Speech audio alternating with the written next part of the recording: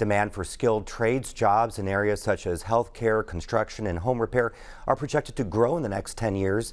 And Indiana is home to the training hub for one skilled trade often overlooked, chimney sweeping. Benta Boutier has this report.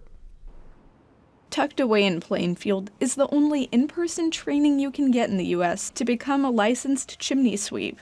People come from all over the country to the Chimney Safety Institute of America for classes, either to get certified or renew their license, which they must do every 3 years. So we're just talking about throat dampers on fireplaces?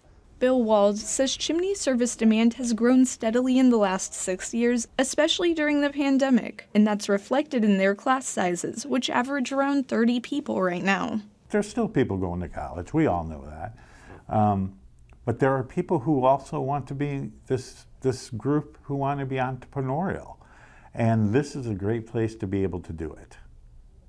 It's a great opportunity to have that hands-on work. What we call a top-mounted damper. Those are designed for masonry flues. And the Institute is expanding in the next 15 months, adding another building next to the original for more demonstration space. Rachel Blakeman says demand for skilled trades and training has been a long time coming in certain fields as baby boomers get ready to retire. I think what we want to be thinking about is that it's not necessarily new jobs that are being created. It is replacement workers as people are aging out of the workforce.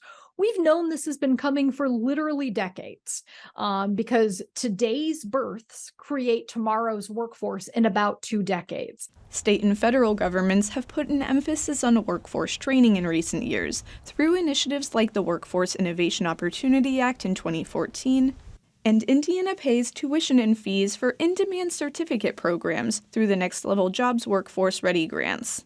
Blakeman says improving employment outcomes is valuable, but lawmakers also need to raise wages in the state if they want Indiana jobs to be competitive nationally.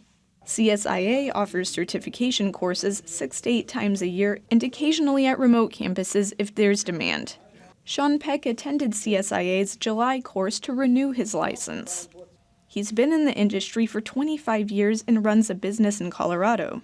For the last 11 years, he's brought his technicians to Plainfield for training. My feeling was quality control, and being able to have that meant them following a policy and procedure. The industry has seen him through recessions and the pandemic. The pandemic years, I've grown double in this industry, and now it's sustaining.